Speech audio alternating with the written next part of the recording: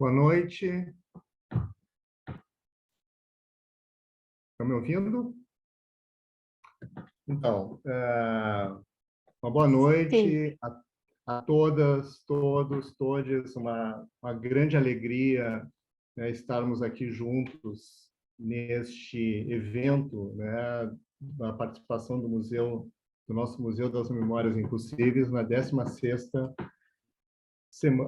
Primavera dos Museus, né, numa atividade muito especial para nós, que é essa conversa, né, com a querida Manuela Cavalinho.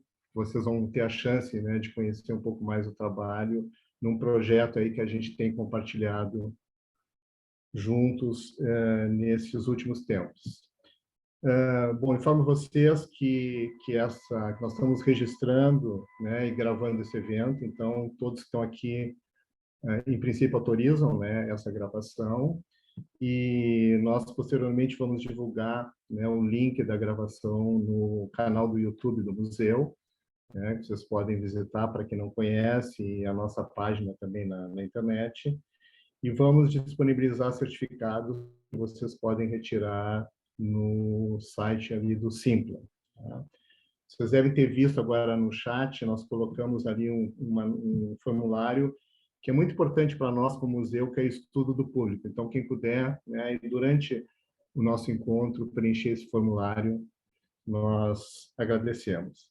Bom, lembro vocês para deixarem, né, sempre mutado, né, para não ter nenhuma interferência. Tá? E, então, muito obrigado aí pela presença. Acho que é um tema super importante, né, nas vésperas de outra primavera aí que a gente espera possa, né, vir nos trazer um pouco mais aí de cor e respiração, né, para o nosso país. Então, é um momento muito especial para nós podermos estar aqui nessa Primavera dos Museus com essa atividade. Então, passo agora para Daniele, tá, que vai passar o teaser do nosso museu, para vocês terem uma ideia do que é.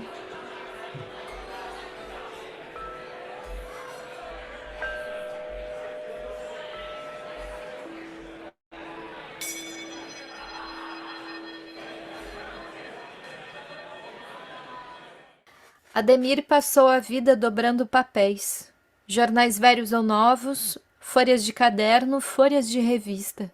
Ademir nunca escolheu Márcia, foi Márcia quem escolheu. Acolheu Ademir. Ademir não escolhia, não abria portas.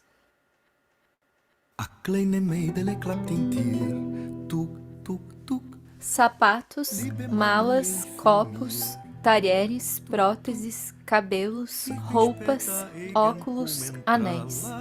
São vestígios de memórias que vão carregar, ao longo de toda a história, marcas de vidas forçadas a superar seu apagamento.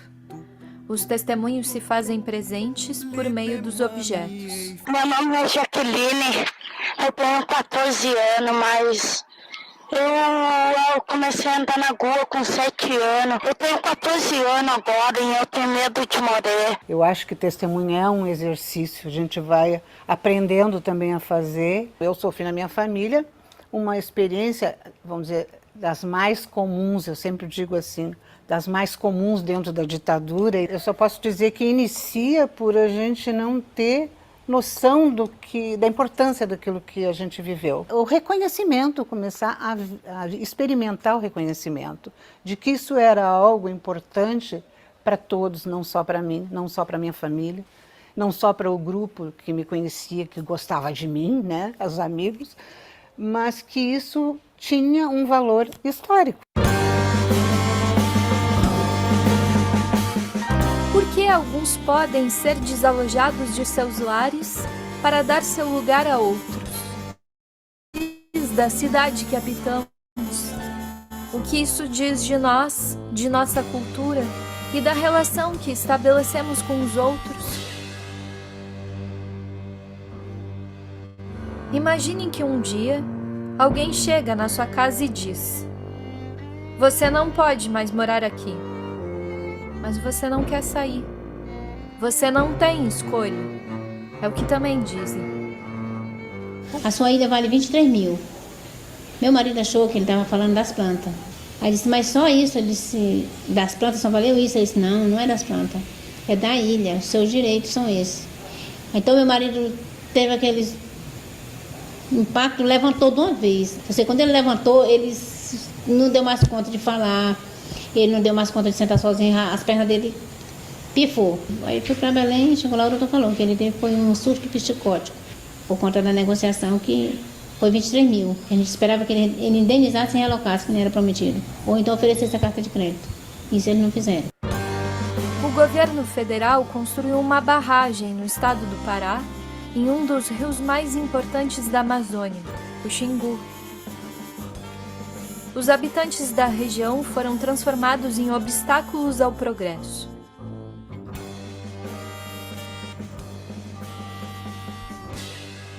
Suas casas e seus pertences passaram a ser chamados de resíduos.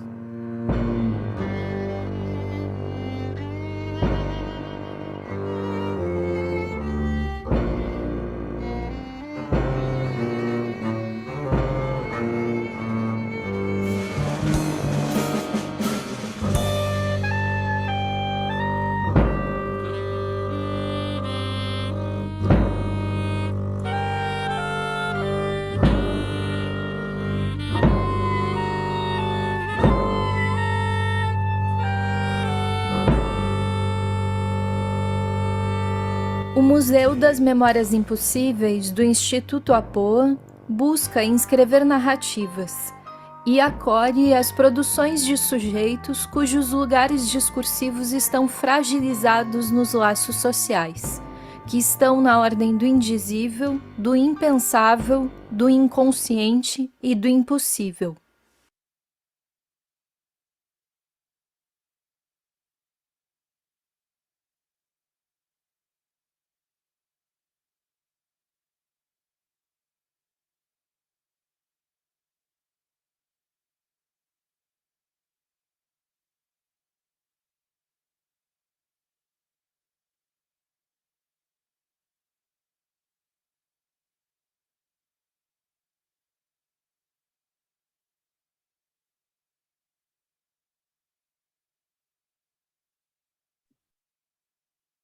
Dani, pode tirar, por favor. O que é um país? O que lhe confere uma unidade? O que é o Brasil? O que significa ser brasileiro? O que comemoramos como comemoramos a independência do Brasil? Somos independentes? Algum dia fomos? Algum dia deixamos de ser colônia? O que é o Brasil? Quem somos nós? Quantas histórias apagamos, matamos, sufocamos, esquecemos, soterramos para forjar uma ideia de Brasil? Quem são os esquecidos da história? O que significa o esquecimento? Como retornam as memórias esquecidas?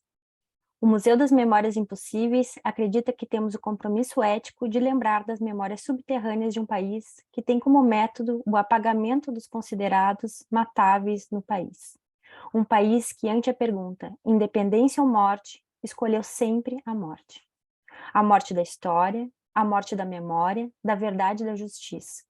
Escolheu a morte de todos aqueles que se opuseram à memória oficial de um país forjado pelo sangue, morte e desaparecimento dos que não concordavam com aqueles que detêm o poder.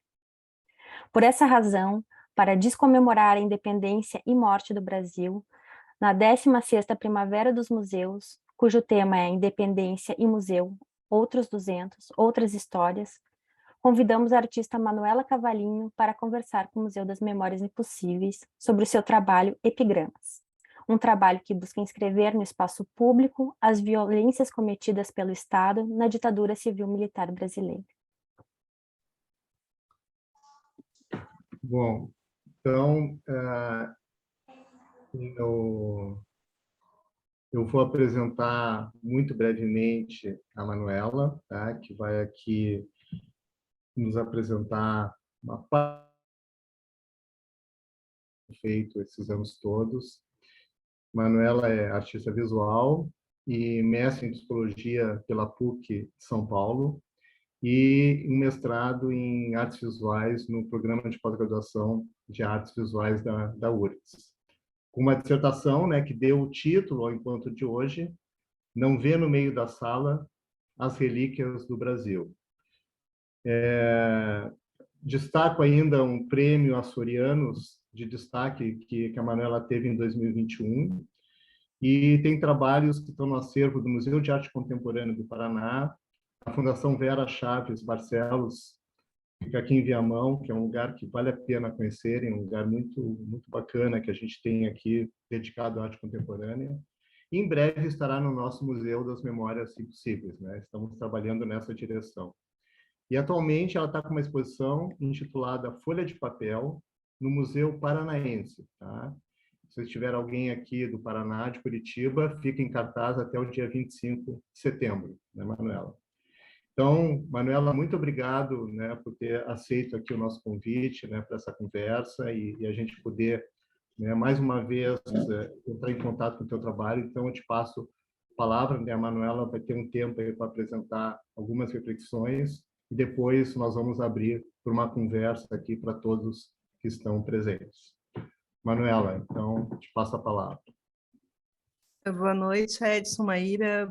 Primeiro, agradeço de coração esse convite e agradeço os encontros que a gente teve também, falando sobre os epigramas e falando sobre memórias, meus trabalhos. Foi bem importante e agradeço a todo mundo que está aqui também na sala. Vou agora fazer aquele gesto, compartilhar a tela.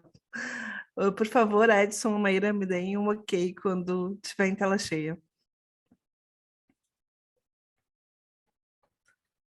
Sim, entrou a Manuela. Então, o que pensei de começar de um jeito diferente e de falar que essa história que eu vou contar hoje é uma história comum. Pelo menos uma história comum para quem nasceu na geração de 80, e que os fatos que eu vou contar aqui também são fatos cotidianos. Para mim, escrever essa dissertação, que é uma frase do Torquato Neto, né? Eu recorri primeiramente à minha memória, mas acho que tanto quanto a memória, eu recorri aos interditos da memória, alguns estranhamentos que eu percebia em casa, quando se evitava certos assuntos, e eram muito poucos momentos onde isso ficava visível, mas, enfim, eles participam dessa escrita também, e principalmente, talvez, pelas lacunas, quando eu percebi que a ditadura tinha sido extensa, talvez eu demorei muito tempo para pensar na ditadura, mas nas lacunas da transmissão dessa, quanto na lacuna do próprio ensino, da própria cidade. Então, antes da gente começar, eu vou fazer uma advertência, assim, que pode ser ficção. Sempre que eu apresento esse trabalho, eu fico meio comovida, assim, eu não sei também, talvez, exatamente o quanto de ficção e o quanto de fatos existem, porque foi uma história que eu tive que contar, já que meu pai morreu há 20 anos e minha mãe já há 10 anos não fala, quase. Então, esse foi o meu modo de contar a história. Como eu comecei falando do Torquato Neto, né, eu estava ouvindo FM Cultura quando eu ouvi Geleia Geral, que é de 1968, e destaquei essa frase, assim, no meio de uma letra cheia de versos, esse não vê no meio das salas relíquias do Brasil, e também veio da rádio o início desse trabalho. Em 2019, antes da pandemia, numa tarde muito fria de inverno, eu estava fazendo um trabalho manual, assim, sem maiores importâncias, e deixei o rádio ligado. E ouvi a primeira vez a palavra Palácio da Polícia.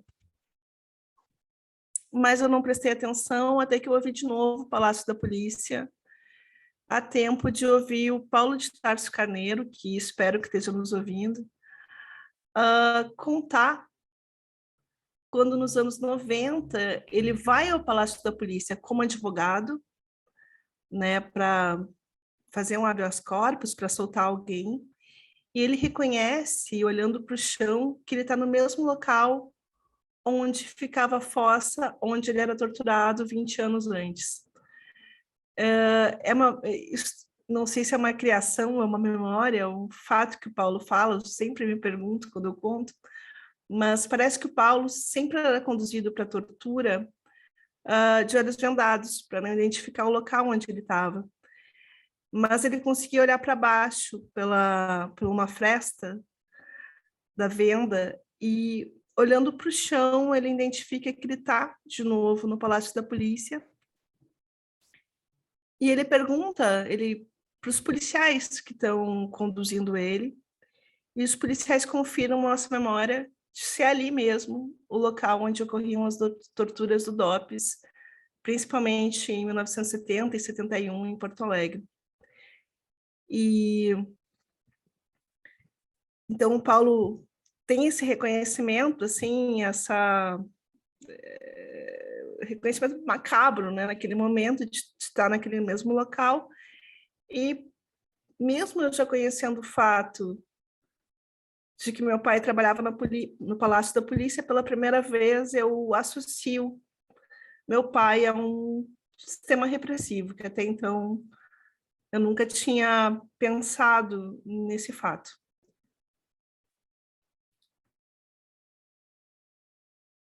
Então, nessa mesma noite eu escrevi um texto, né? Nessa mesma noite que eu ouvi no rádio, e esse texto eu vou acabar escrevendo ele dentro de um guarda-roupa. Daí seria uma longa história, mas porque no guarda-roupa era um local que me parecia inacessível e ao mesmo tempo muito próximo de mim, mas um local que os fundos do guarda-roupa eram um local que a gente geralmente não vê com claridade ou sem as interferências. Aqui eu trago só uma foto da montagem desse trabalho, eu calculando esse texto para ver se caberia no guarda-roupa. E nesse texto eu comento quando, em 1990, eu vou com a minha mãe para Frederico Westphalen e a gente acaba fugindo de Porto Alegre, talvez por motivos do alcoolismo do meu pai, enfim. E chegando em Frederico, eu sinto medo de muitas coisas, eu sinto medo de muitos lugares da casa.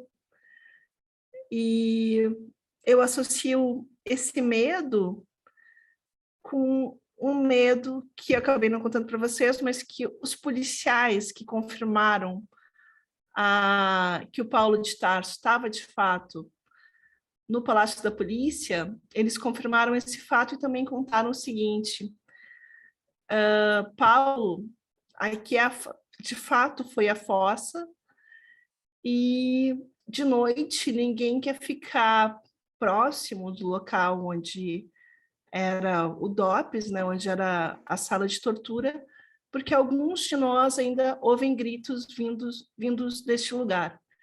Essa história dos DOPS, tanto o DOPS do Rio quanto de São Paulo ou aqui de Porto Alegre, é quase que uma constante que em vários locais do país, os policiais que ficam trabalhando nesses locais começam a perceber, talvez, não sei, gritos, ou como se fala, gritos que vêm dessa memória daquele tempo. Então, nesse guarda-roupa, eu trago um medo que eu senti nessa fuga para o interior em relação ao medo, à consciência dos policiais.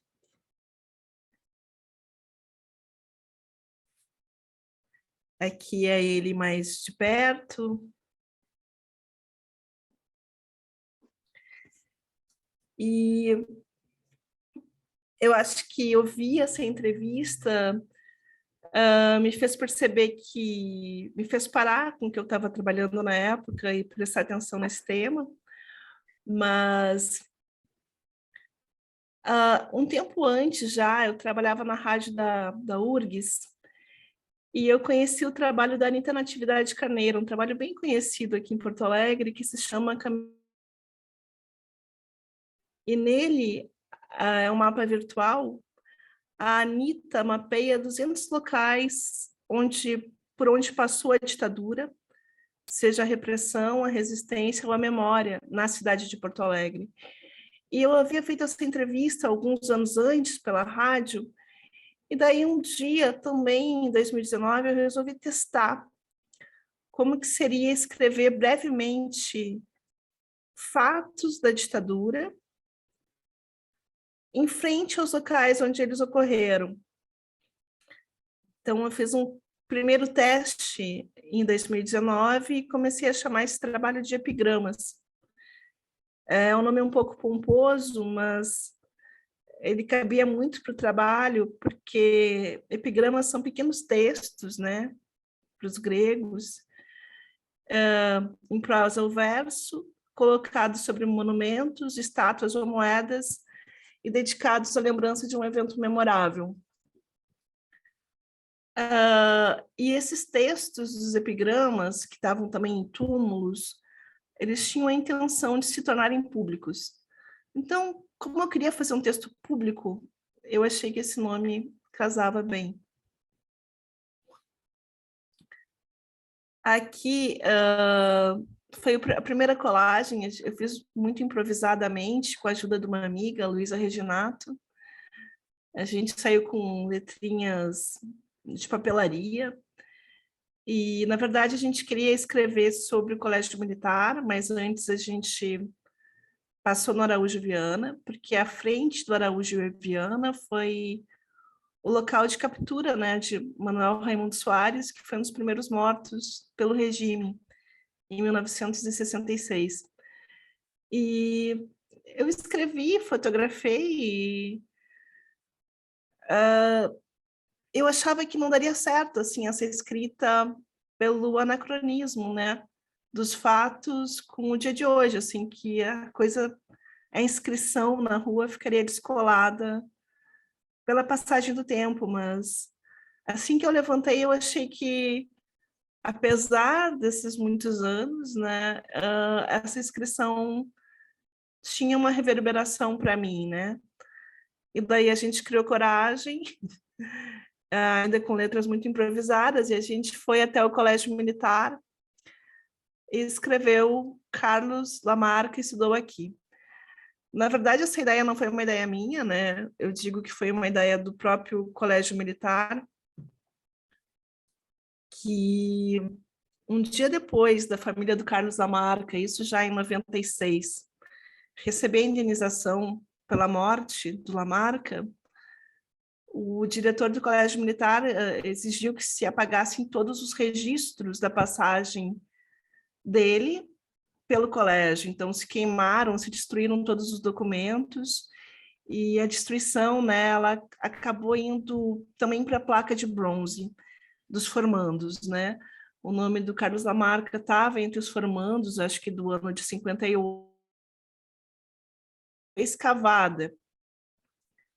Essa história é quase uma lenda urbana, mas se conta que aquele nome escavado, né, rasurado, provocava tanta imaginação dos estudantes que o nome dele foi recolocado na placa. E existem algumas fotos na internet, eu nunca fui ver a placa ao vivo, mas que a gente vê que o nome dele realmente tem alguma rasura, né? Ele é diferente dos outros, talvez sofreu essa ação. E me interessava muito fazer essa inscrição direta da história, dizer, enfim, que o Lamarca tinha sido estudante da instituição. E sobre os apagamentos, né, ainda que a gente vê esse apagamento no Colégio Militar, assim, porque o Lamarca virou um grande inimigo, né, por ter tido uma formação militar, mas esses apagamentos eles ocorrem sistematicamente com o fim da ditadura e o retorno das eleições diretas para governador, né? Por exemplo, tem fotos, que são essas aqui, que aqui em frente ao Palácio da Polícia, aqui em Porto Alegre, ali na frente o Arroio Dilúvio, e todo o arquivo do DOPS, né, em 1982, seria incinerado. Essas fotos são do Axute, que também tem um trabalho que faz parte da coleção do Museu das Memórias Impossíveis. E aqui, então, esses arquivos foram levados para um arrabalde da cidade e foram queimados.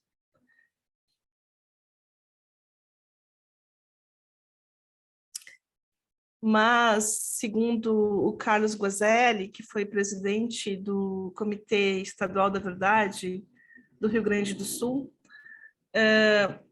nesse prédio do 3º Comando Militar Sul, aqui na Andradas, na frente da Igreja das Dores, existem fortes indícios, né, que todos esses documentos foram microfilmados e que estão ali, né, até hoje, mas sem acesso ao público. Eu moro muito perto desse prédio e sempre é estranho, porque às vezes eu vejo as janelas abertas e é uma informação que às vezes é tão próxima de quem caminha pelo centro e ao mesmo tempo ela é absolutamente inacessível, né?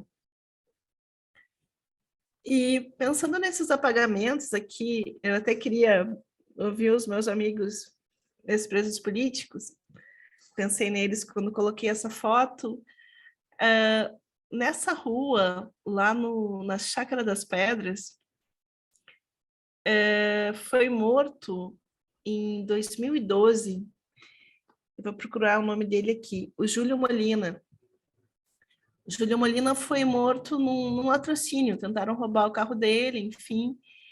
E quando a polícia começou a investigação, dentro do apartamento que tinha sido ex-diretor do DOI-CODE do Rio, se encontraram os documentos do atentado ao Rio Centro e a lista de pertences com qual o Rubens Paiva entrou na prisão. Entrou numa delegacia, enfim. E muito se comentou na época, né? Foi 2 anos já com uma movimentação da Comissão Nacional da Verdade, que seria uma queima de arquivo de algumas pessoas que poderiam falar durante a comissão. Mas, enfim, o caso foi dado como latrocínio. E também é interessante que os arquivos, que muitos dos arquivos da ditadura também continuam em posse de pessoas, de ex-diretores, de pessoas, não de instituições, né, mas de pessoas comuns, ou enfim, ex-diretores que guardam, que arquivam esses documentos, e é bastante irregular, né. Lembrei aqui também do caso do Paulo Malhães, né, que morreu num episódio parecido depois de falar da Casa da Morte em Petrópolis, foi assaltado e acabou sendo morto. Mas, assim como a Anita, né, que tem esse projeto que é o Caminhos da Ditadura em Porto Alegre, ela fala que não vai falar só da repressão, mas também da resistência ou da memória em geral. Me interessavam memórias particulares da cidade.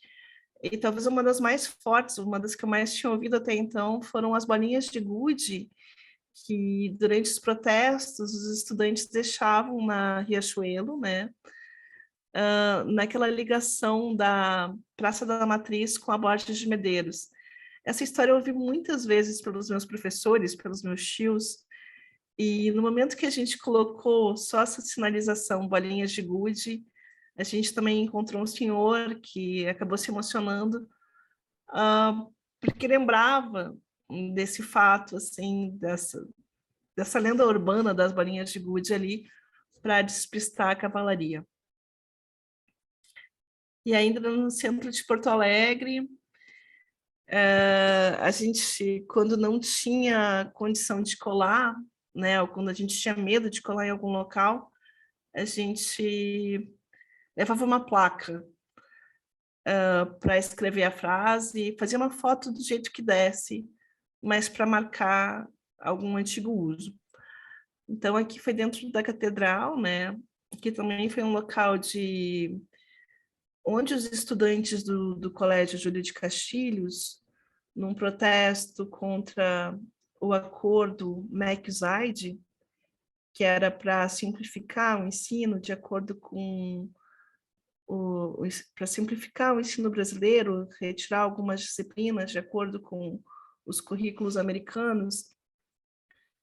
Então, durante esse protesto, os estudantes se abrigaram na catedral e houve espancamento e perseguição, enfim, mesmo em vários locais da igreja.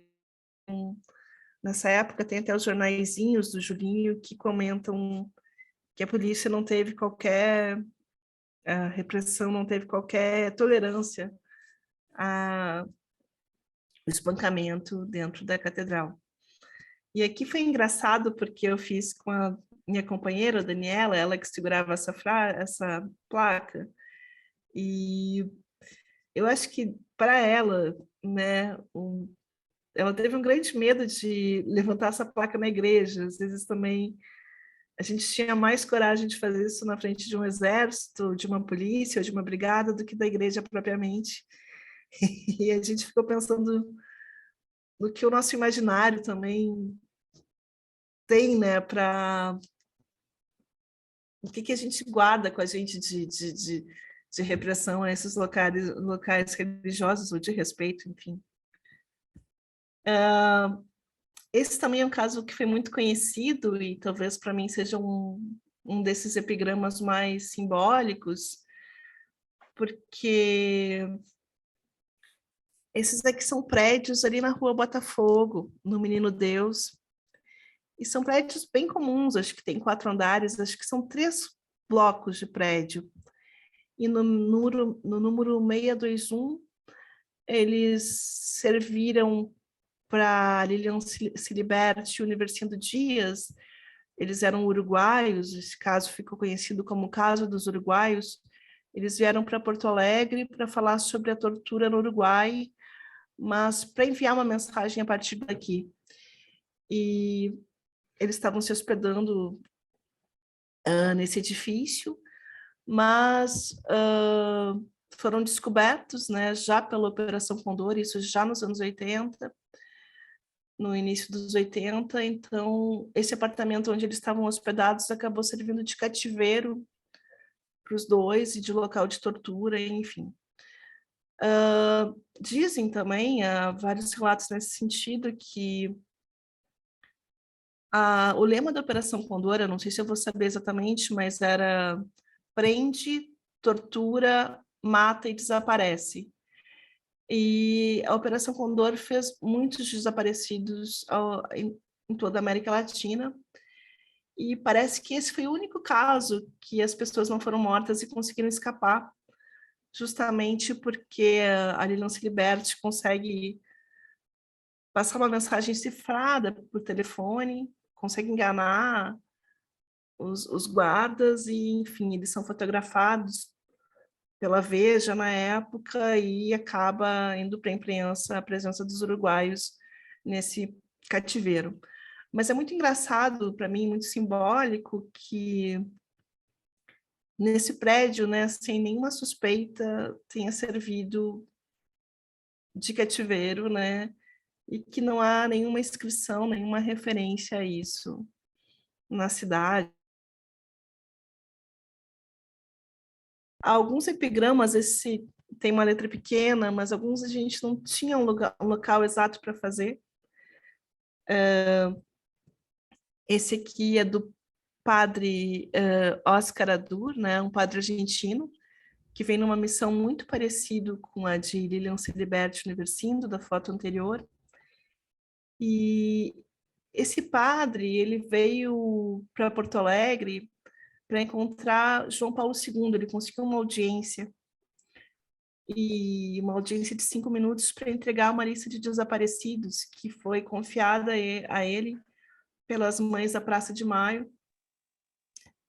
Só que também ele acaba desaparecendo na fronteira do Brasil, e às vezes a gente não tinha exatamente um local para marcar isso, mas então fica um pouco no campo da criação a gente ir até a rótula do Papa, ali perto do antigo estádio do Grêmio, e colocar, enfim, Jorge Oscar Adur, morto ao tentar entregar a lista de desaparecidos ao Papa. E porque esse monumento foi construído justamente em memória, em lembrança da visita do Papa a Porto Alegre. Mas acho que com o tempo, as colagens que ficaram mais tocantes para mim, ou os epigramas também são o Instagram, né, que é o @epigramas_, foi perceber, e enfim, fiz poucas adesivagens nesse sentido, mas foi perceber a presença ou a passagem de desaparecidos políticos em Porto Alegre. O Edmur Camargo, né, que é uma colagem que eu fiz no André da Rocha, ele foi preso quando ele estava já no fim da ditadura, ele foi tratar as sequelas da tortura no Uruguai e acabou desaparecendo numa passagem entre aviões, numa escala de aviões, e se imagina que ele tenha sido jogado ao mar, como os desaparecidos da Argentina.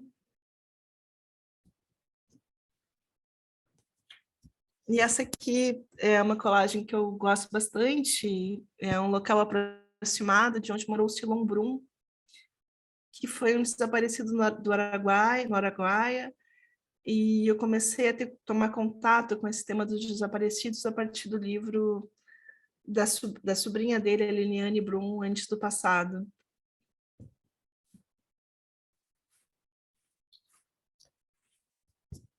Enfim, os epigramas, num primeiro momento, até uma exposição do ano passado, foram 64 colagens, e aqui a gente terminou, aqui foi a 64ª colagem, na rua João Carlos Rá Sobrinho, também uma rua que homenageia outro estudante gaúcho desaparecido no Araguaia.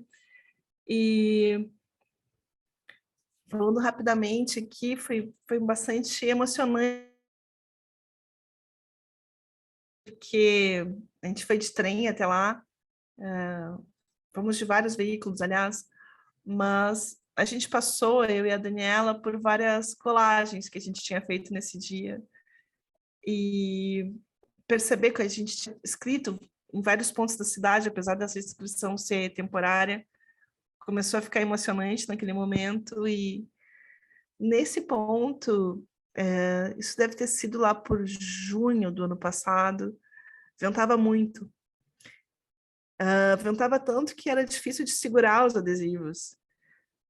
E olhando para as árvores, assim, foi uma sensação única, assim, e as nuvens, eu senti uma finalização do trabalho, assim. Minha professora, Elaine Tedesco, gostava de lembrar do filme A Casa dos Espíritos, né?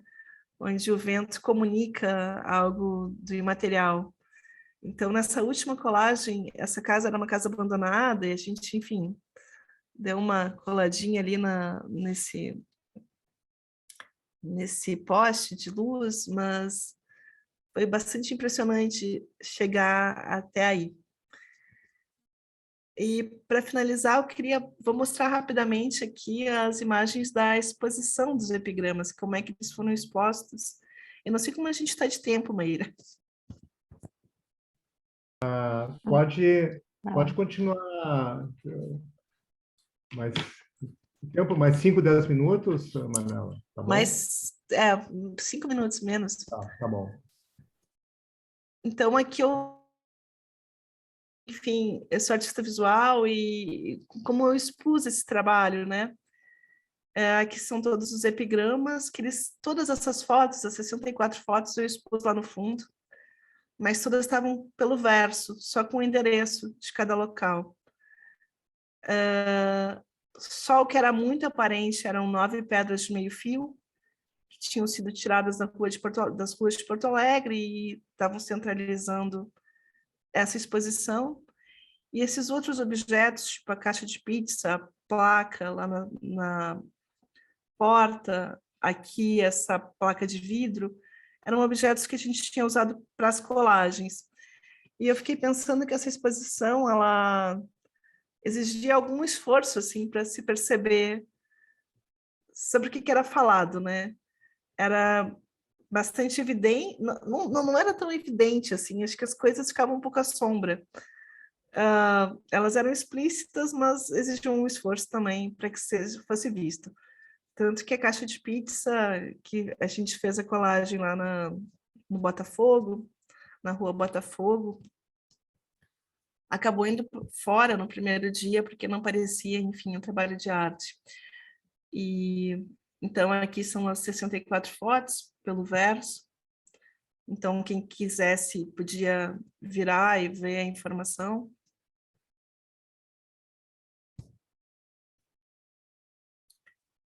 A caixa de pizza, a mesma que a gente fez na frente do condomínio. Esse condomínio a gente não conseguiu colar porque o vigilante era muito atento, então a gente acaba fazendo nas caixas. Essa aqui foi uma colagem que eu tinha muito medo de fazer, a gente faz no aeroporto Salgado Filho, porque o campo logo atrás da pista de pouso tinha sido um espaço para simulação de fuzilamento. E essa mesma placa de vidro, que não aparece contra o vidro, não aparenta ser uma placa de vidro, mas essa mesma placa a gente traz para a galeria, faz uma luz incidir sobre a parede, ficam as sombras dessas letras, e é uma espécie de ameaça, assim, velada, né, ou ilegível para quem entra, para quem entrava. E aqui também é um outro condomínio, tem vários condomínios em Porto Alegre que foram construídos pelos militares e que têm homenagens aos militares dentro dos condomínios, esse talvez seja o mais explícito, que se chama Conjunto Residencial 31 de Março, em homenagem à ditadura, e a gente leva uma pedra para frente e dá um nome alternativo, né, de 1º de abril, e essa mesma pedra fica na parte dos fundos daqueles meios fios que estavam aqui, né. E por último, nessa exposição, a gente fez mais de uma intervenção no Palácio da Polícia, mas uma delas foi o número estimado de pessoas que foram torturadas no Palácio da Polícia. A gente pegou um objeto que estava ali na frente, acho que foi uma placa de cerâmica, e essa mesma placa de cerâmica a gente leva para a Galeria e Carta e coloca ela casualmente numa porta que tem na galeria, nos fundos da galeria. Isso gerava uma confusão, né? Assim, enfim, tinha sido ali, mas não tinha sido ali, mas bastante próximo.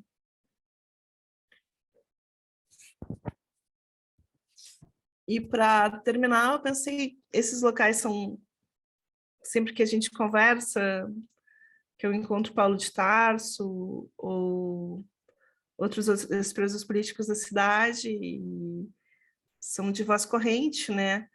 Locais que já passaram, que estavam passando por um processo de musealização, ou que existia uma disputa, mas que acabaram não virando locais de referência. Então, eu trouxe os epigramas na frente desses locais. Aqui foi a primeira colagem que a gente fez no Dopinha. Depois a gente fez outra esse ano, maior, mas...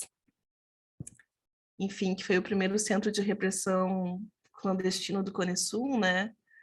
Um local de tortura e morte. E que recentemente teve o escândalo de ter virado um Airbnb. E eu acho que justamente o fato da população de Porto Alegre conhecer já a história do Dopinha evitou, né, que se seguisse com o projeto de Airbnb e que isso fosse revertido. É importante a gente conhecer esses locais e se apropriar dessa memória. Aqui eu trago o Palácio da Polícia, que também existe uma longa disputa para que essa fossa, que era o local de tortura, fosse musealizado. E aqui eu trago numa placa uma frase do Buana Garcia, né? Tive a impressão de estar num matadouro de gente, foi a primeira coisa que ele pensou ao entrar na fossa. E aqui, pequenininho, mas eu trago uma viagem que eu fiz junto ao Museu das Memórias Impossíveis, para a Ilha do Presídio.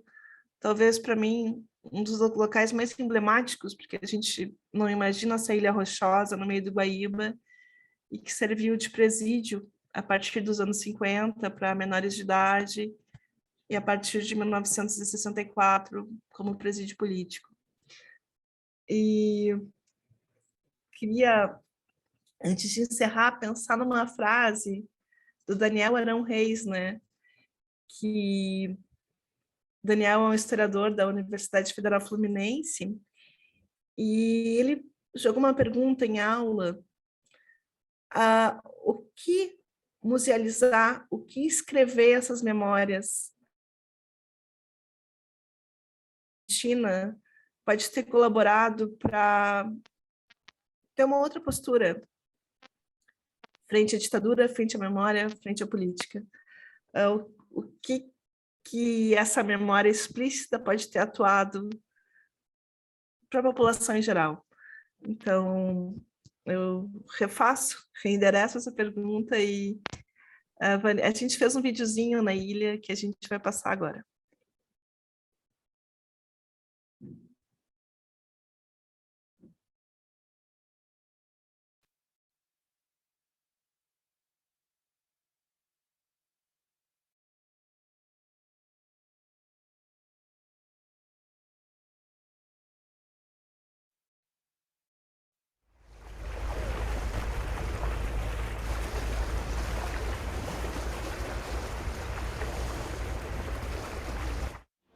Tinha uma coisa bonita na ilha, viu?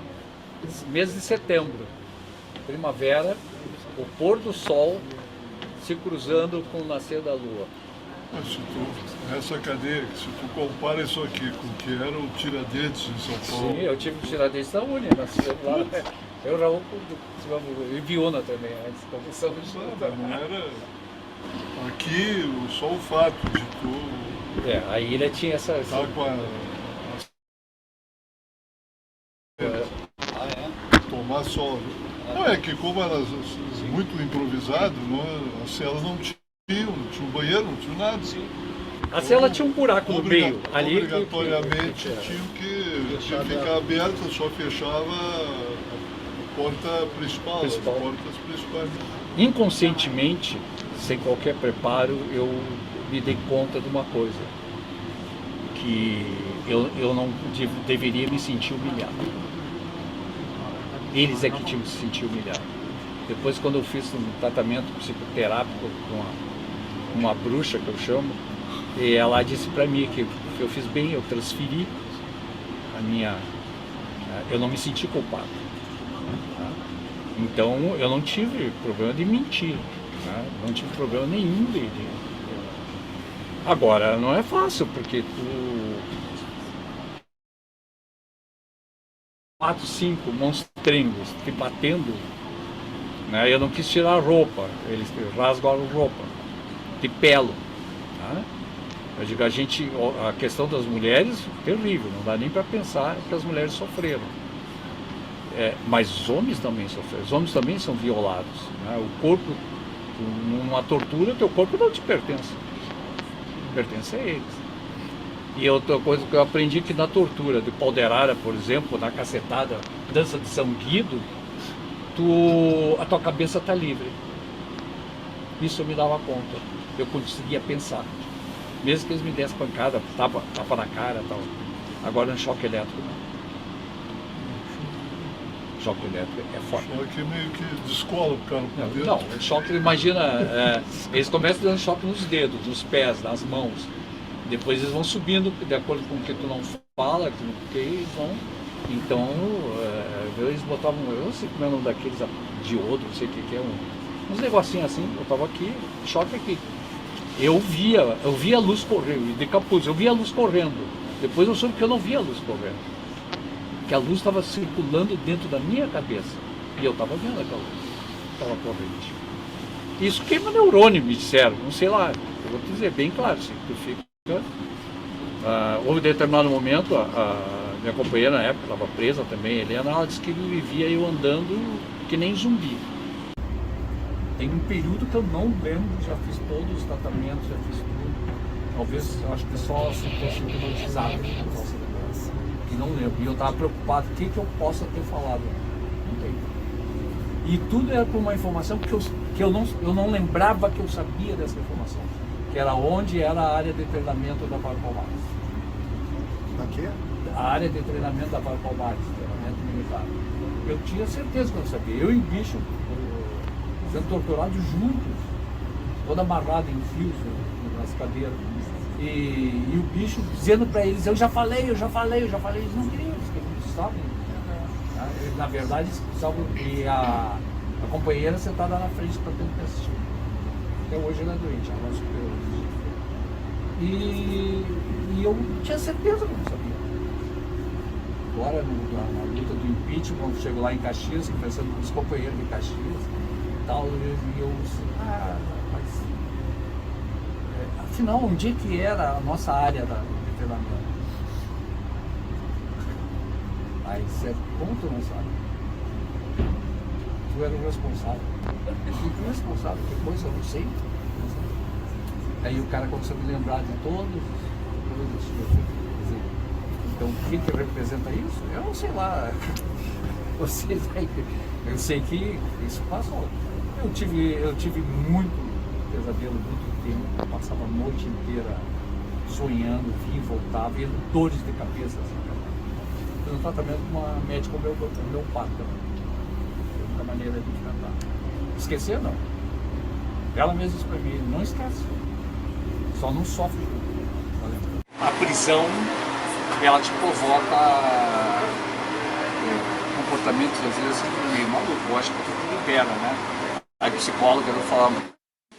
Agora, os presos comuns, sem beliche, sem estrado de madeira. Vocês imaginam o que é viver aqui. 10 pessoas enfiadas num negócio desde o dia inteiro. É subhumano. Quando eu vim já tinha beliche, já tinha, foi a primeira conquista lá, foi beliche, trazer roupa de cama. Sequelas não são pequenas. Lembrança pra gente, eu falo porque tem que falar, tem que contar. Essa memória não pode morrer. Mas dizer que não dói, 50 anos passados, imagina o cara.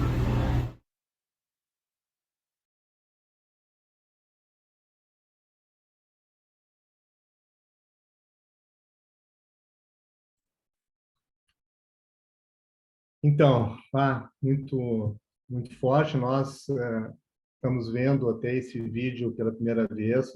Muitos de nós aqui estivemos nesse passeio, nessa incursão, muito recentemente, acho que faz 3 domingos atrás. E isso aqui é uma conversa, né? Eu vou muito brevemente abrir alguns tópicos para depois a gente poder estender e abrir uma conversa para todos que estão aqui presentes, né?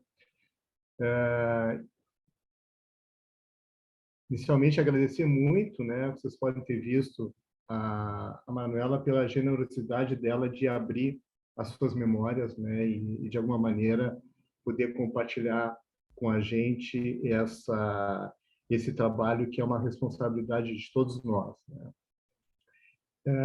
Eu queria abrir, assim, eu vou ter uns 10 minutos para colocar alguns pontos para ativar aqui a nossa conversa com um poema do Luiz Eurico Teixeira Lisboa, de um livro que acaba de sair, a 2ª edição, Condições Ideais para o Amor, Poemas, Manifestos e Correspondências de um Poeta Guerrilheiro, né?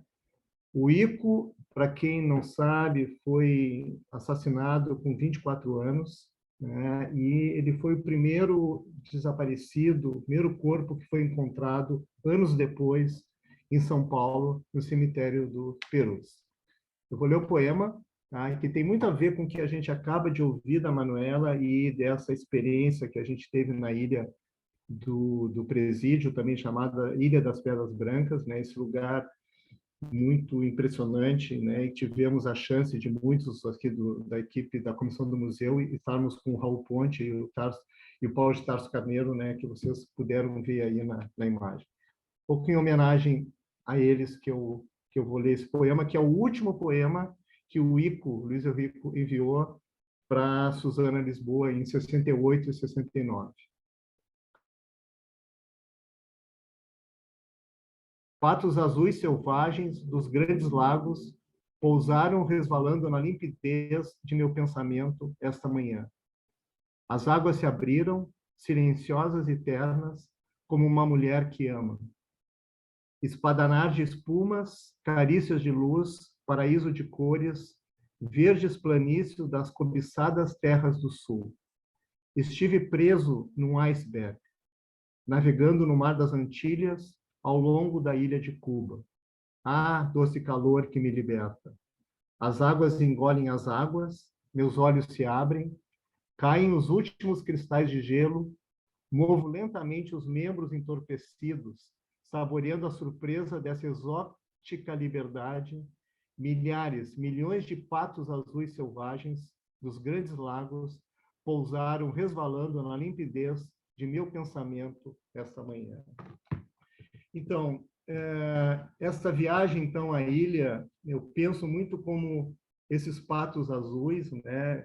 Uma forma do nosso trabalho aqui no museu de abrir então essas outras navegações e a gente tentar se aproximar desses lugares pelo texto que ali se produziu, ou seja, o texto ali produzido, né, no depoimento do Raul Ponte, do Paulo de Tarso, em todo o trajeto, e a Manuela, de alguma maneira, ali nessa escuta e fazendo um registro, né, nesse trabalho dos epigramas, né, alguns registros que foram feitos. Então, a prisão, as estratégias de sobrevivência, os registros, a solidariedade, as leituras, a biblioteca, né, contaram de uma biblioteca que eles mantinham nessa prisão e as estratégias de proteger essa biblioteca, né? Então, Manuela, esse trabalho nos toca muito porque é uma forma de reescrever a história na pele da cidade, né? E eu diria como cicatrizes, né? Com um estilete, como uma espécie de tatuagem, né? Mesmo que de forma efêmera, né? Ou seja, tem essa dimensão aí que depois a gente pode conversar um pouco do tipo de descrição que tu faz, se por um lado no material efêmero, por outro um registro permanente, né? Porque esse registro ali que fica como inscrição de memória, né? E essa ideia de que a função da memória, né, é como encontrar um lugar possível de registro para esse trauma. Eu lembrei, Manuela, de um texto bem importante do Jean-Louis Deotte, que se chama Catástrofes e Esquecimento, onde ele fala que os traumas são imemoriais. Tá? E eu recorto aqui só uma passagem em relação a esse ponto, quando ele diz o seguinte: uma recordação de antes da memória e do esquecimento, em falta de memória e esquecimento. Um acontecimento que aspira à sepultura, à libertação, ao esquecimento, à conquista da memória. Como esquecer o que não possui memória? Eu acho que tem muito aí desse teu trabalho, né, que é justamente esse esforço, né, muito importante de fazer esses registros de memória, mesmo que quando o dano é feito a toda uma comunidade, ou seja, mesmo que encarnado no sujeito, eu acho que tudo nos mostra é que a comunidade inteira que não pode esquecer, né? Eu acho que tem essa dimensão com o trabalho de nos responsabilizarmos, né, por essa história, por essa inscrição na cidade. Então, os teus epigramas, para mim, são um pouco isso, né? Ele transforma esses lugares. Eu até numa conversa contigo já evoquei o trabalho de um artista que eu gosto muito, que é o Johann Gers, que fez, por exemplo, um trabalho clandestino em 1990, né, na Alemanha, na cidade de Saarbrück, onde ele, durante a noite, com algumas pessoas, fez a inscrição em pedras no pavimento do nome de 2.146 cemitérios judaicos na Europa. Só que ele fazia inscrição e virava a pedra ao contrário, ou seja, ninguém sabia que havia uma inscrição ali, mas ela estava ali registrada. Não sei, eu penso às vezes os teus epigramas um pouco nessa função, né? E achei legal que tu colocou ali aquela imagem do Araújo Viana, né? Que eu acho que foi teu primeiro epigrama, né? Acho que tu salientou isso. E que para mim, né? Enfim, até trabalho aqui na frente do Araújo, é um outro lugar, né? Eu não tenho, é um lugar do show, do espetáculo, mas esse registro de memória desse lugar faz com que a gente transite nesses lugares desde uma outra posição. E para o segundo tópico, aqui para finalizar, então, esse primeiro, eu tentei colocar alguns pontos que têm a ver com essa ideia de memória e registro, e agora, muito rapidamente, eu queria falar dessa função do trauma e do testemunho, né? De alguma maneira, né, eu não sei como tu pensaria isso, mas o teu trabalho, ele é, ao mesmo tempo, cumpre uma função de monumento, mas numa dimensão de antimonumento, né? E um pouco nessa perspectiva, né, que é muito um problema grave na história do Brasil, que na falta de memoriais, né, de responsabilidade assim do Estado, de inscrever isso, essa memória no nosso país, essas iniciativas são feitas dessa forma, singulares como tu, algumas outras pessoas, né, que vão, de alguma maneira, cumprindo um papel que o Estado deveria cumprir, né? Então, são registros mínimos, eu diria, como notas de pé de página, né, e brincando um pouco como notas de pé de pato, né, para lembrar o poema do Ico, né, desses patos selvagens, né, como notas de pé de pato para navegar, então, nesses rios e ilhas do esquecimento, né, porque são ilhas do esquecimento. Essa ilha que está aqui no meio do Guaíba, né, acho que muitos que estão aqui ouvindo, de repente, em outro momento, possam até ter essa curiosidade de ir nesse lugar e, de alguma maneira, entrar em contato com essa história que está ali. E é um lugar que deveria ser um memorial, né? Eu acho que essa é uma luta de responsabilidade de todos nós, né? De transformar esse lugar no memorial. A nossa visita suscitou, reativou, né, toda uma comunidade, né, de pessoas que têm comentado sobre isso. E, de alguma maneira, Manuela, eu acho que esse teu registro lá e a nossa presença abre, talvez, caminho para isso. A cidade, então, como um grande guarda-roupa, né? A gente viu ali aquele teu trabalho que teve exposto lá na Mário Quintana, né? Que agora a gente está precisando, né? E de maneira urgente, principalmente no momento que a gente vive, voltar a abrir mais uma vez, né? Abrir as gavetas, juntar essas cinzas, né? Essas imagens tão violentas que a gente acabou de ver, né? Que tu mostrasse, dessas queimas de arquivos, né? Ali em plena Avenida Ipiranga, né? De toda essa documentação e de uma tentativa de apagamento, né, constante da história do nosso país, né? Como a Maíra lembrou no texto muito importante ali de leitura, né, desse tema da nossa Primavera dos Museus, Independência ou Morte, sempre essa aposta, né, da instância do Estado na morte, né? Ou seja, apagar um registro é morte, né? E o trabalho que a gente tem que fazer de recuperar essas inscrições, né? O teu trabalho artístico faz isso, nós no museu também estamos engajados assim nessa perspectiva. Então a pergunta é essa, né? Para ir finalizando, onde encontrar o fogo da revolta diante destes apagamentos, né? Um pouco nessa dimensão, né, de entrar em contato. Eu acho que os teus epigramas, eu sempre penso nessa dimensão do título que o Alfredo Jaar deu da uma exposição recente dele em São Paulo, é o Lamento das Imagens, né? Ou seja, a tua escrita, eu acho que ela busca a imagem do que não foi possível, uma imagem que falta, mas de alguma maneira uma imagem por vir, né? Eu acho que tem essa convocação diante daquilo que ali muitas vezes não teve testemunho, né, esse texto nos convoca a poder imaginar como que o Manuel foi preso ali na frente da Araújo Viana, né, e que acabou sendo assassinado. Então, o efêmero como uma forma de presença, né, e a duração das coisas e seu fim não implica o desaparecimento do registro, né? Então, como eu havia mencionado. E aí, a última imagem, assim, o teu trabalho, eu acho que isso eu ainda não tinha comentado contigo, como uma espécie de atlas, que me lembrou muito um trabalho, eu não sei se quem tem presente, teve numa Bienal aqui do Mercosul e numa Bienal de São Paulo, de um artista japonês, que se chama Yanagi Yukinori,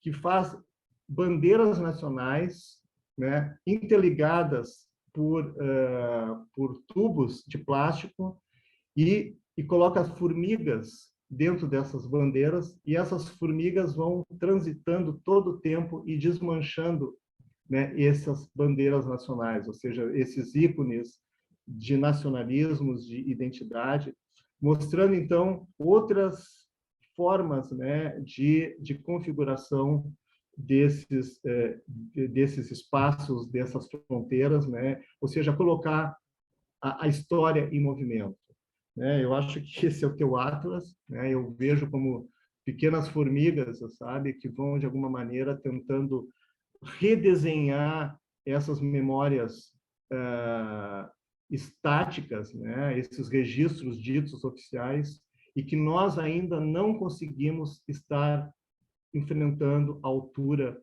da nossa história.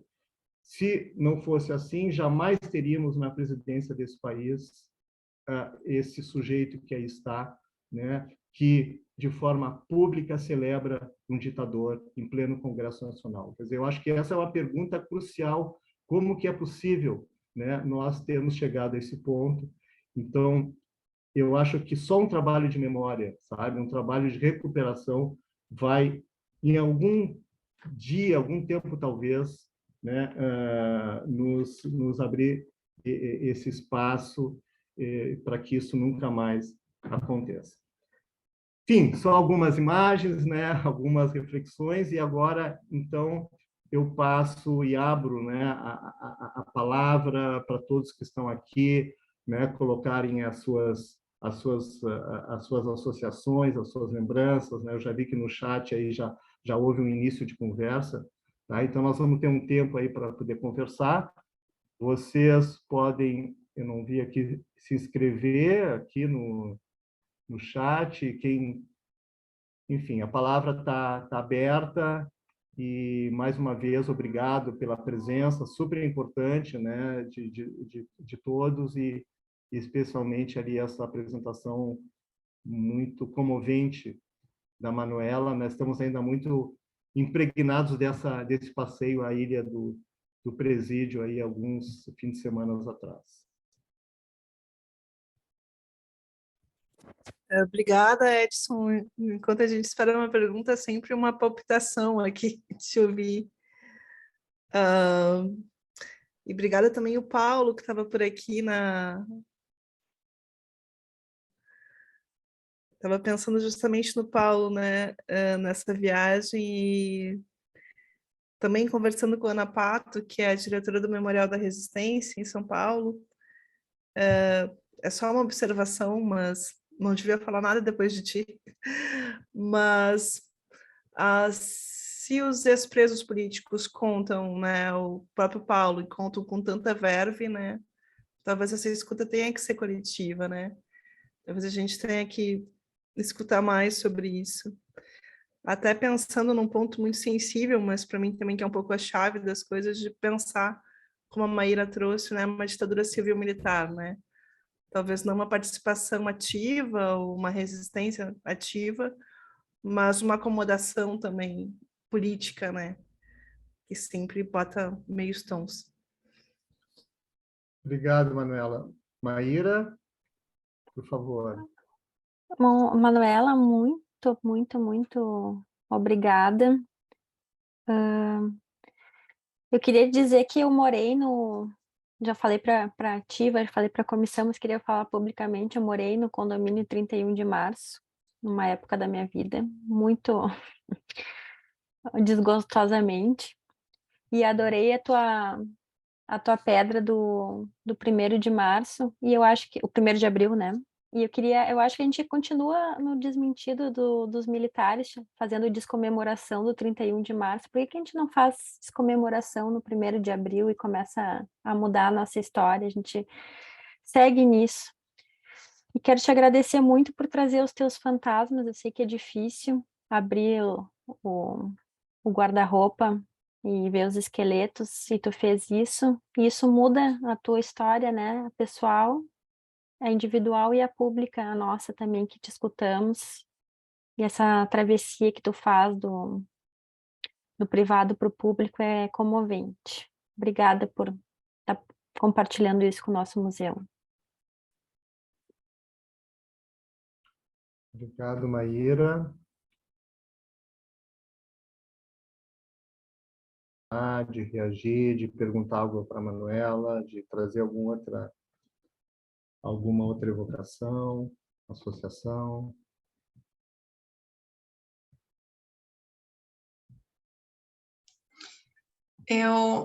Boa noite. Boa Eu noite, gostaria de parabenizar este evento, a importância, né, dele neste momento em que a gente está vivendo, em que tentam nos colocar o pé na garganta, né, para evitar que a gente fale, grite. Então, um evento como esse é fundamental. E durante a apresentação da Manuela, quando ela falou do Silombrun, eu lembrei de um texto que eu fiz sobre a escrita na lápide do Silombrun. Manuela, então, eu pensei, acho que poderíamos chamar de epigrama também, né? E a família escreve na lápide: este túmulo aguarda o corpo de Silombrun. E aí, no meu texto, eu vou tratar disso como uma fala de resistência, né? Quando a gente não tem a justiça feita sobre esse passado, resta-nos, né, pinchar os muros, dizendo que ali mora um ditador, resta-nos outras formas de tentativa de fazer justiça que não essa que a gente espera e não vem. Então, aquela lápide do túmulo é uma lápide que incomoda, né? Como quem diz, essa justiça não foi feita, né? Talvez nunca seja feita. Essas famílias ainda aguardam um corpo para poder cumprir o ritual que é necessário na nossa cultura. Então, aquele túmulo ele vai ser uma denúncia para sempre dessa história, né? Não fechada, não vai se fechar nunca, mas não sobre a qual não se fez justiça, né? Então, eu acho que o teu texto fala um pouco disso, né? Porque eu vejo que essa lápide também é um lugar de memória, um lugar de revolta, né? E um lugar de colocar a palavra quando nos querem calados, né?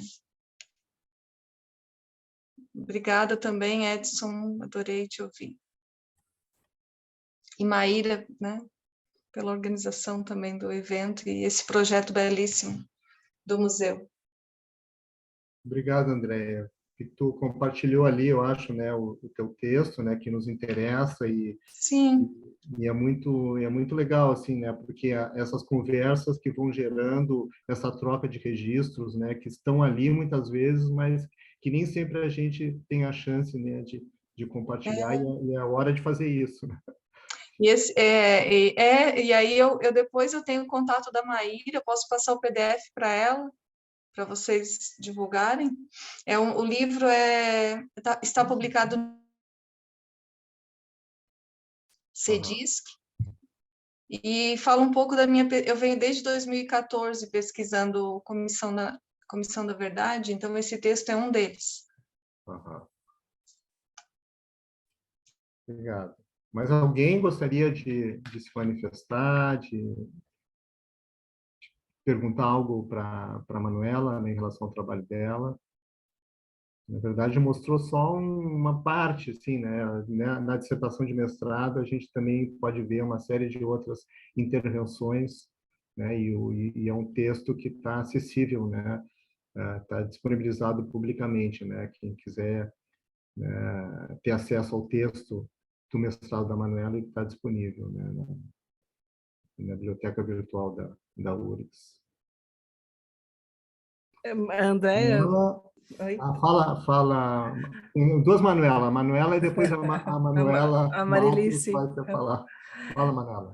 Mas é que o Edson puxou esse assunto, eu acho muito tocante esse túmulo, eu não sei que cemitério ele fica, né? Eu conheço as imagens. E esse livro, para mim, é muito tocante também da Liliane, né? Quando ela parte já não em busca dos restos mortais, mas da memória do tio, né? Naquela selva.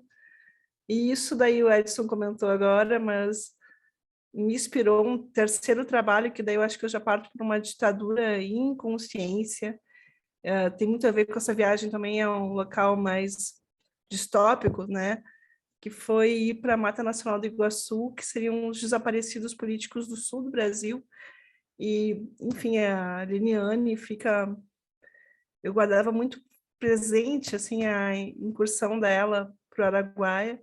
Daí eu acabo indo com a Daniela e com o Kevin Nicolai para o Paraná, nos embrenhar na mata e fazer também um memorial efêmero lá, mas principalmente atrás das narrativas da população sobre esses fatos, né? A gente vê que está indo atrás das histórias e do que é possível, não é possível contar, né? De entender esses interditos acerca do tema.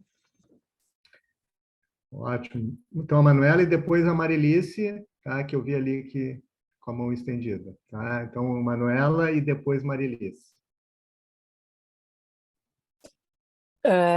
Manuela, eu, assim, vou falar mais em tom de agradecimento mesmo pelo teu trabalho, que eu tomei contato pelo Instagram, não sei exatamente quanto tempo atrás, assim, fiquei muito impressionada e depois comecei a procurar pela cidade, né, os restos, porque isso é muito impressionante, né, essa tua coragem de trabalhar com uma inscrição na cidade, com letras, fazer letra, né, da memória, de uma forma assim tão desapegada ao mesmo tempo, né, sabendo da efemeridade assim dessas inscrições, né? Então acho que é um ato de coragem tanto por ir a esses locais, fazer essas impressões, como também por se desapegar, acho que narcisicamente assim, né, do trabalho,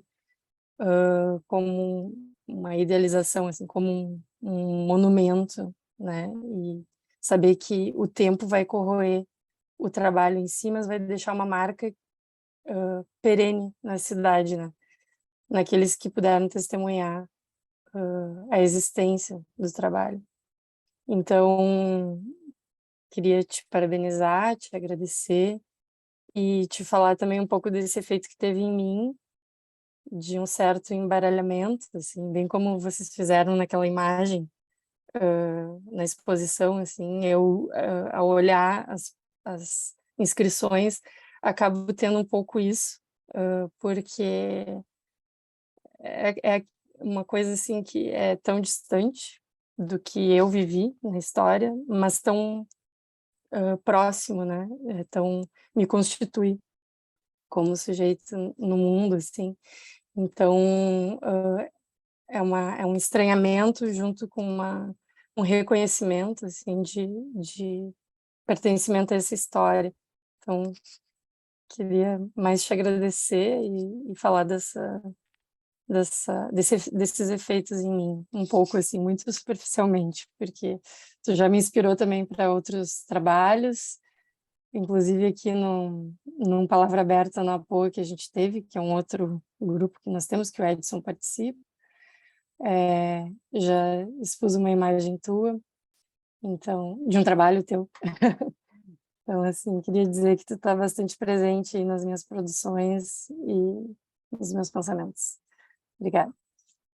Obrigado, Manu. Então, passo para a Marilice, querida colega artista, que vocês conhecem aqui, professora do Instituto de Artes, e que tem participado muito também dessa conversa, né, Marilice? Então, passa a palavra. Oi, Edson, Manuela, boa noite a todos. E um enorme prazer estar aqui, podendo... Estão me ouvindo? Um enorme prazer estar aqui ouvindo a Manuela, cheguei um pouco atrasada.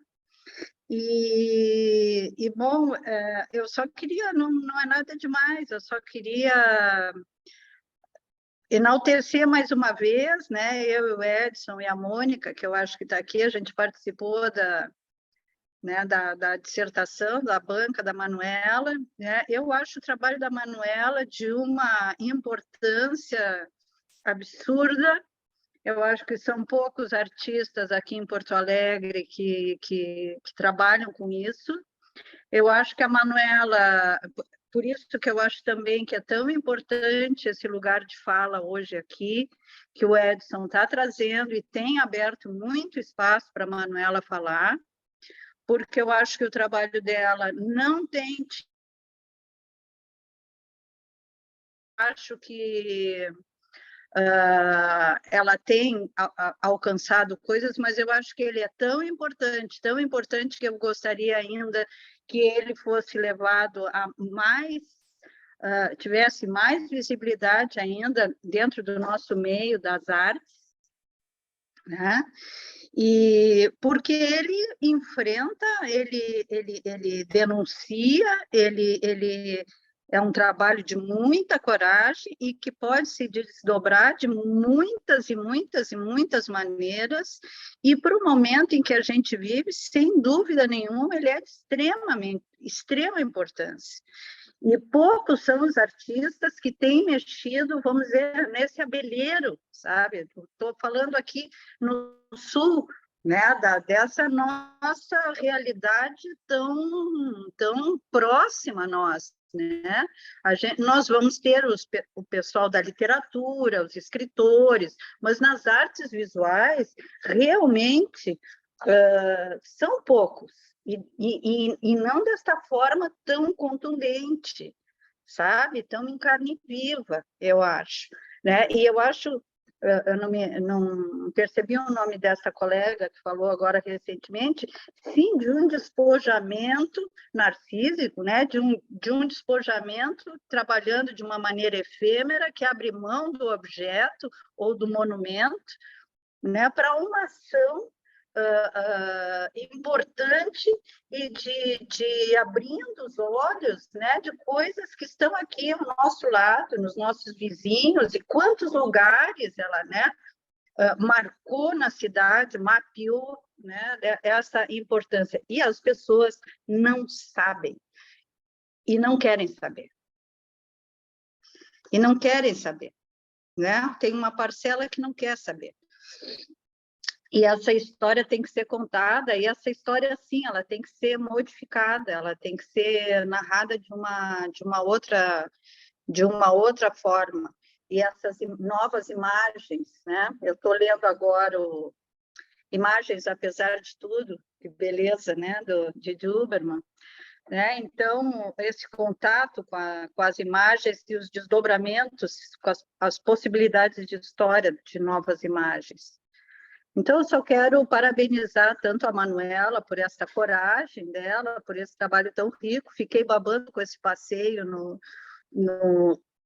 na ilha, né? E é o teu trabalho, Edson, e da todo o grupo do museu que vocês estão fazendo, que é de fundamental importância. E eu espero que a gente possa, cada vez mais, e quero trazer a Manuela eu estou dando uma disciplina agora de pintura e memória, né, espaços em construção, e não só a Manuela, como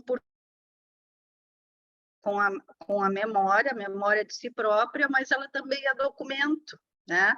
Ela pode ser tratada como documento. Então, me interessa muito trazer a Manuela para falar na aula, assim como o Rodrigo Monteiro, né? Não foi, Edson? Sim, sim, o Rodrigo Monteiro, sim, que fez sobre a Argentina, né? Foi todo o trabalho de memória na ditadura argentina.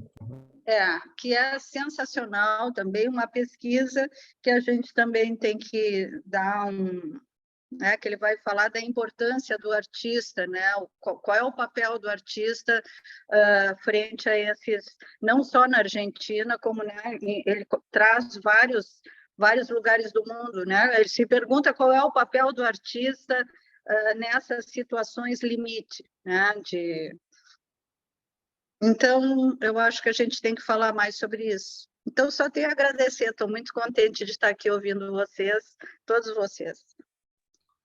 Obrigado, Marilice. Agora eu passo ali para a Vanessa, e com a Vanessa faz parte da comissão do museu, né, com nós, mas especialmente no dia lá da ilha, veio de Santa Maria, no mesmo dia, com o Luiz Henrique, né, e Fabiano, enfim, e que montou essa provinha aí de um documentário que a gente quer ampliar, mas para poder, né, mostrar aqui para vocês hoje, né, Vanessa? Então, isso, uma legal palhinha, né? ter contato já com uma primeira, né, uma primeira edição, né, desse passeio. Vanessa.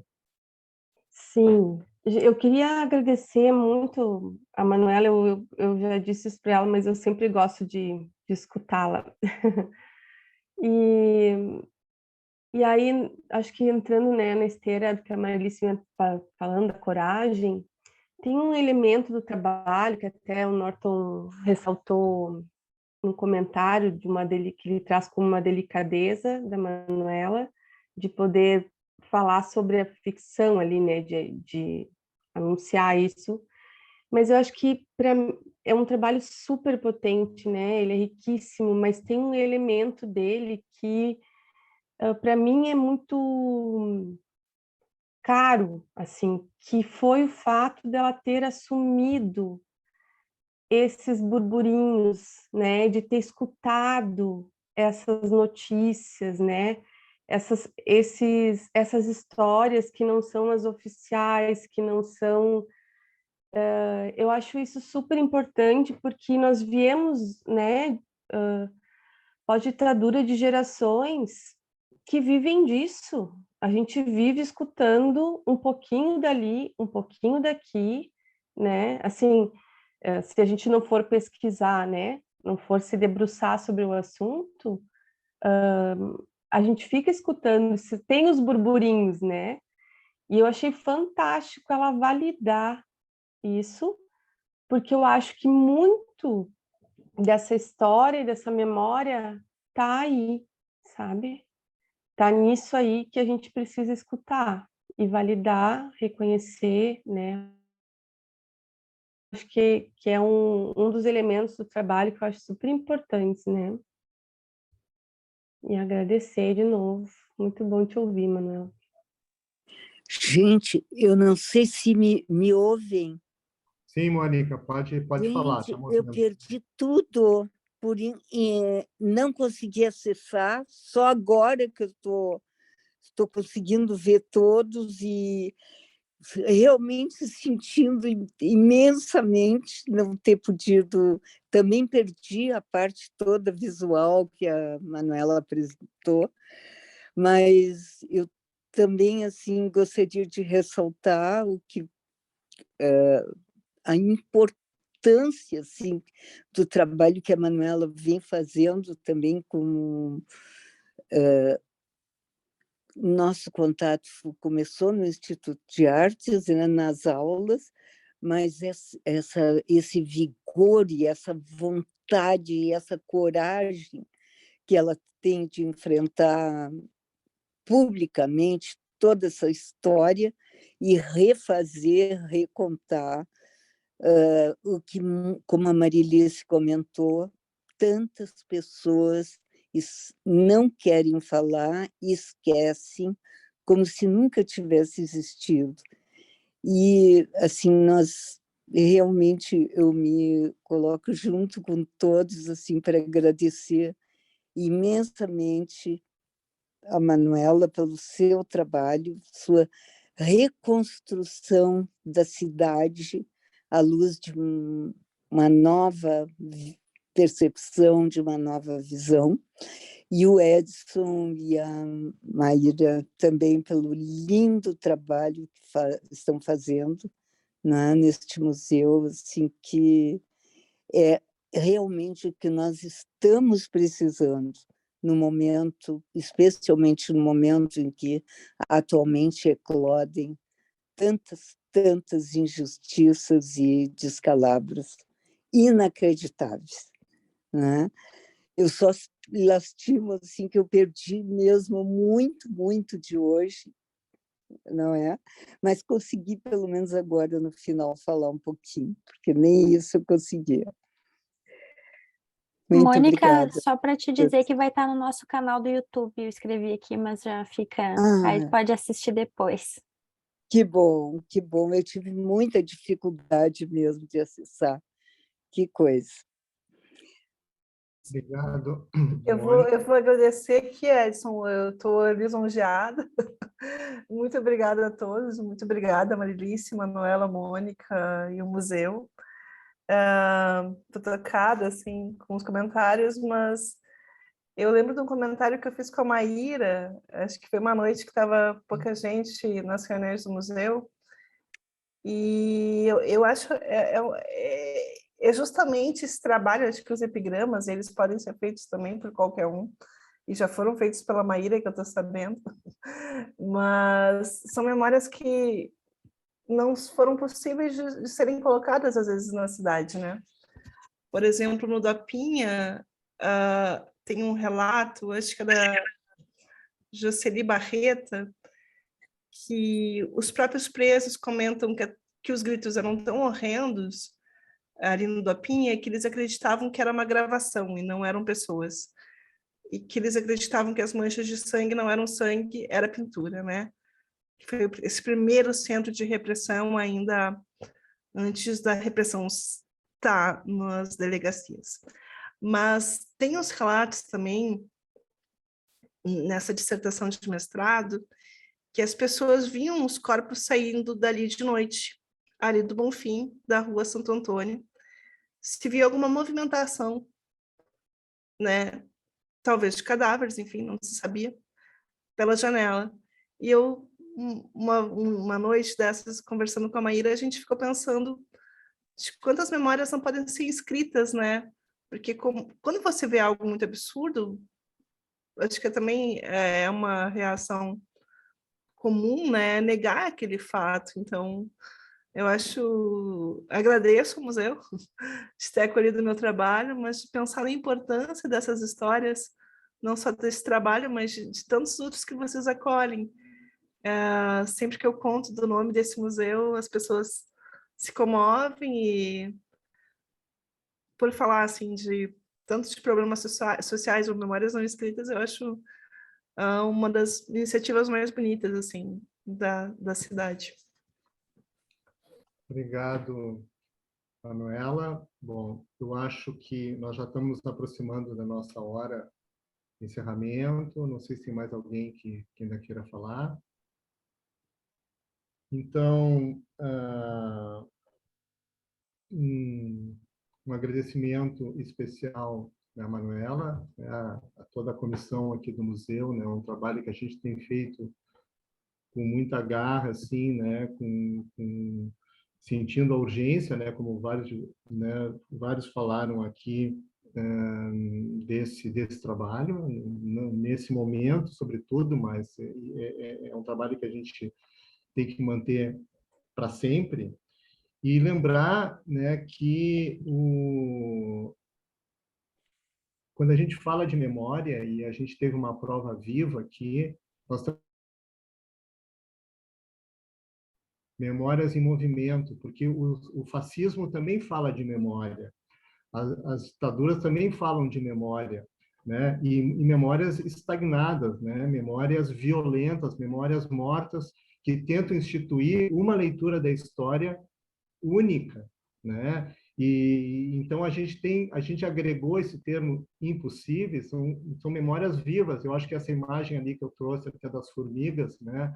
E é sempre um trabalho de reconstrução, né? E através da psicanálise a gente percebe que o passado é algo vivo, né? Ele está a todo momento em reconstrução. Então, o Paulo de Tarso está aqui, agradecemos muito, vocês não imaginam, né? Ele e o Raul Ponte, a riqueza e a força que teve essa experiência, e a gente é muito grato assim à presença deles, né, de terem feito esse esforço de transmissão, porque por mais que tentem, eu acho que quem é o testemunho nunca tem a dimensão exata, né, do que eles passaram, e esse esforço contínuo assim de colocar palavras, né, neste impronunciável, nesse inimaginável, neste indizível, né? Então, certamente nos trouxe, por mais que a gente saiba dessa história, mas nos deu uma outra dimensão,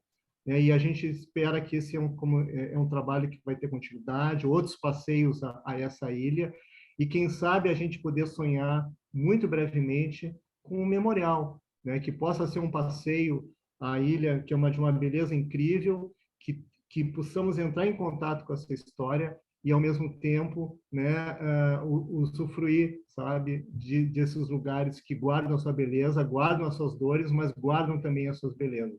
E o Paulo de Tarso e o Raul, né, no relato deles, nos trouxeram muitas cenas bonitas de vida e de resistência, né? E a gente vê, eu comecei com Luiz Henrique Lisboa, com os poemas, né? Isso de poder escrever essa história também de forma poética e artística, que é trazer a vida. Então, agradecer especialmente a Manuela, a Vanessa Solis Pereira, né, porque eu já mencionei há pouco, por esse esforço, né, também muito singular ali dos registros, da edição desse vídeo, o Raul Ponte, o Paulo de Tarso, o Fabiano Foggiato e o Luiz Henrique Pereira, né, que foi um pouco essa equipe ali que pôde fazer esse registro, que certamente vai ficar como um documento precioso, né? Toda a equipe aqui do museu, né, a Maíra que divide comigo assim a coordenação, que teve, né, a ideia da construção desse museu, que era um sonho, se tornou realidade na Maíra, e é um trabalho que está ainda no seu início, né, e que possam se proliferar os museus, os epigramas, né, e as nossas vozes aí nessa primavera que está. A gente espera, né, que possamos nos dar a chance, né, de novos espaços, que o Estado brasileiro possa também fazer esse trabalho que a gente está fazendo a duras penas, né, e que se retome o trabalho das Comissões Nacionais da Verdade, as Comissões Estaduais da Verdade, né, porque nós não podemos viver nessas ilhas de esquecimento, né? Nós precisamos de ilhas de vida, né, de pedras brancas vivas, né? Então, muito obrigado e em breve entre no canal do YouTube, no nosso site, que o link da conversa de hoje vai estar disponível e que vocês possam compartilhar com mais pessoas, né, que não puderam estar aqui essa noite. Então, Edson, boa noite. eu posso, só para terminar, queria fazer um Claro, convite. Maíra, por favor. Sim. Queria fazer um convite que nós vamos estar presencialmente no sábado, também na Primavera de Museus, no espaço Força e Luz, ali no centro de Porto Alegre, para o pessoal daqui, se quiserem estar lá com a gente. É isso.